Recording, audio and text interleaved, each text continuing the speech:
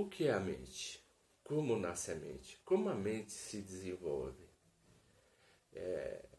Há uma briga, né, entre séculos o que seria a mente, mas a neurobiologia, né, ela tem dado dados muito importantes acerca de como o cérebro funciona e como fazemos, né, os nossos relacionamentos entre mente e ideia, entre cérebro e realidade.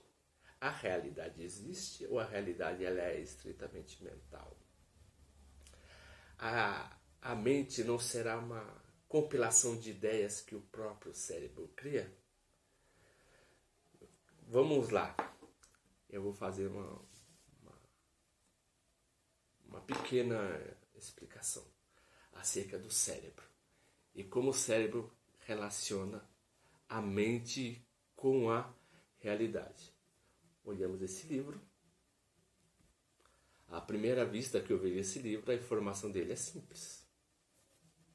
Ele é retangular, as cores, né, aqui são um pouco fracas, o que é uma cor meio aguada, se eu não me engano, a letra azul. Fundamentos da antropologia religiosa. Você pode fazer isso com qualquer coisa. Ó, aí eu pego e guardo. Tenta mentalizar esse livro agora. Alguns objetos você vai conseguir mentalizar. Alguns objetos mais simples, né? Porque da mentalização nasce o conceito. Temos o conceito de caneta, por exemplo. Aqui. Por que ela é fácil de mentalizar? A informação ela é simples. Só tem uma coisa na minha frente. E eu vou descrever como é que é a caneta. Aí eu guardo. Maurício, me diga como é a caneta. Eu vou falar todos os elementos dela. Olha, ela é cilíndrica, né? Ela tem a ponta preta, a bico dela é preta, a parte de trás é preta, a cor dela é preta. Uma informação bem simples. Outra informação também que você pode mentalizar, uma xícara. Informação simples. Aí eu tiro tudo isso aqui. Me fala como é uma xícara. Ela tem uma asa, tem um copo, tem um lugar onde é que eu pego, né, e tudo. Tem uma base e tem um fundo. Aí eu pego e coloco todas essas canetas. A informação se tornou complexa, então fica mais difícil de assimilar. Aí eu olho essa aqui, essa caneta, nessa xícara cheia de caneta e guardo. Me diga como é a xícara com a caneta. Quanto mais informações que o cérebro tem para assimilar, mais difícil se torna para decodificar. Isso acontece porque o nosso cérebro ele é preguiçoso. As informações que passam no córtex pré-frontal para chegar no cerebelo é muito difícil, é muito grande, porque eu tenho que associar eu tenho que fazer muitas associações para poder verificar o que está dentro da xícara.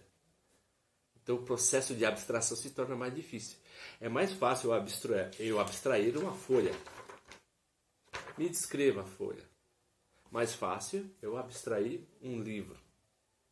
Tem informação de um livro. Aí você lê à primeira vista, guardando, você pode lembrar até o nome do livro, né? Agora faça isso com 2 livros. Faça isso com 3 livros.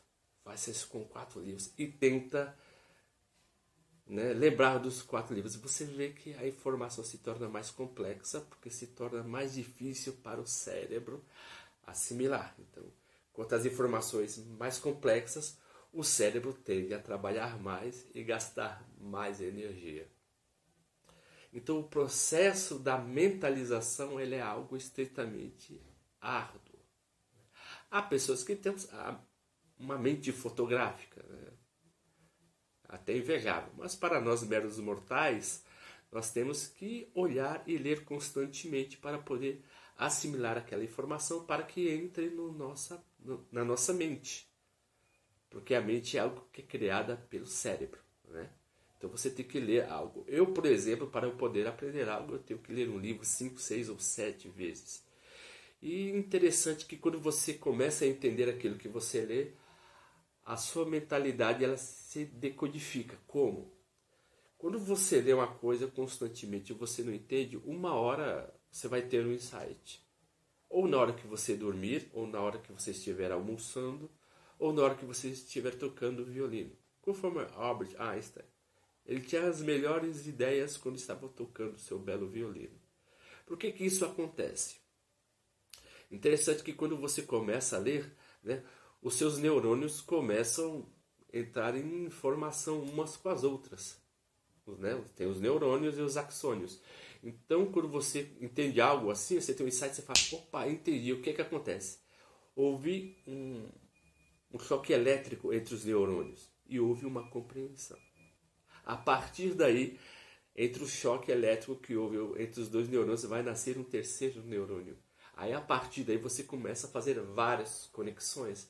É por isso que uma pessoa que tem o costume de ler, né, constantemente, ela consegue fazer concatenações entre vários assuntos dentro de um mesmo assunto. Então, é um exercício até que leva tempo, né? Mas não é impossível de acontecer. Quanto mais leitura uma pessoa faz, mais informações ela consegue abstrair. Quanto mais a pessoa abstrai, mais a pessoa consegue assimilar essas informações, criando novas informações.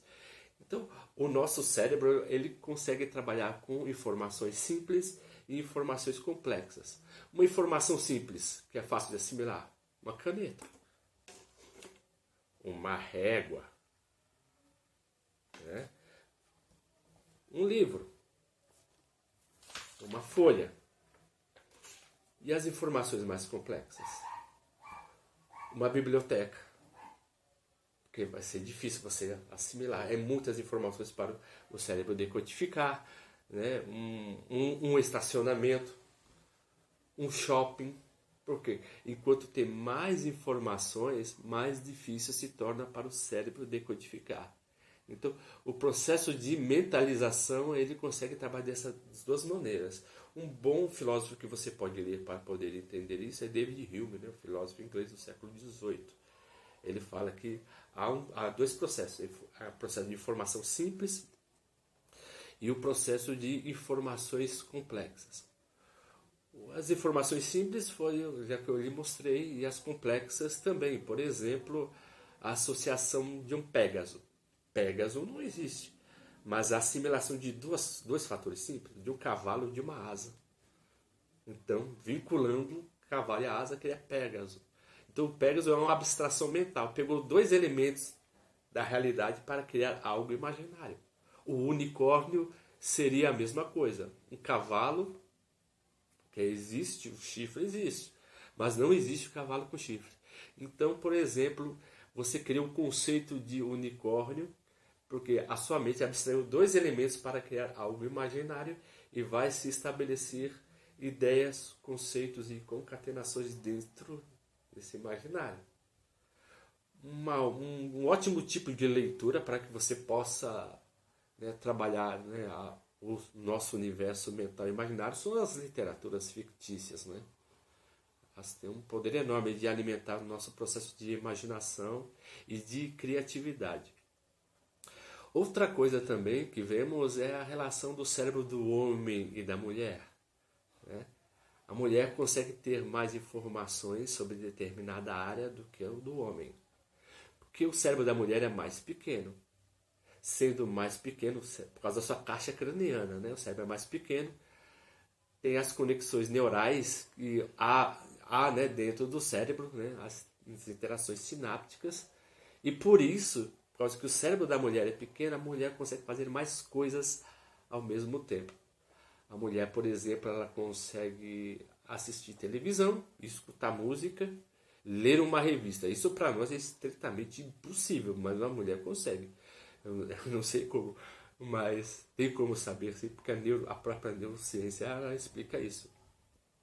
E o homem ele tem mais facilidade em questão não de espaço, né, que a mulher tem, mas de horizonte. O homem consegue ver as coisas muito mais a longo prazo. E a mulher tem a tendência de ser muito mais prática. Então isso está de acordo com o cérebro. Uma coisa que você vê acerca disso, que os homens apanham das mulheres, é quando vão sair. A mulher fala assim para o homem: amor, onde é que está sua carteira? Ele fala assim: meu Deus do céu, estou procurando 2 horas e eu não achei. Aí a mulher fala, aqui tá na sua cara, e tá na frente mesmo. O homem fala, nossa, eu não vi a mulher. Se fosse uma cobra, iria te comer, né? Mas isso acontece sim, né? Por quê? Porque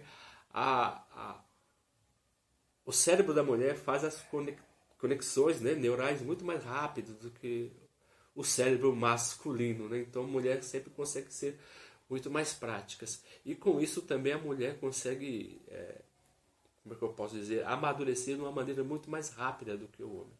Porque pelo seu fator também biológico, né? Quando ela começa o seu processo de menstruação, né? O seu primeiro processo de menstruação e vai criando o óvulo, então a mulher, o cérebro dela muitas vezes vai se reformatando por causa, né, das interações que acontecem dentro do seu próprio corpo. Um livro muito interessante que vocês podem ver acerca disso, né, como introdução, é Porque os Homens Fazem Sexo e as mulheres fazem amor, né? E esse livro ele fala de uma maneira muito interessante como funciona, por exemplo, a mente do homem e a mente da mulher e como a mente de cada um reformata, forma, né, e reformata a realidade, né? Porque da mesma maneira que a mulher vê o mesmo problema, o homem não vê. Então isso está de acordo muitas vezes com o formato do cérebro. Então não há uma coisa que é totalmente teimoso, porque o nosso cérebro ele tende a ser teimoso e ele luta para obter novas informações, porque o cérebro ele é totalmente preguiçoso e você sempre tem que forçá-lo, né, para expandir o seu mundo mental e assim alcançar novos horizontes.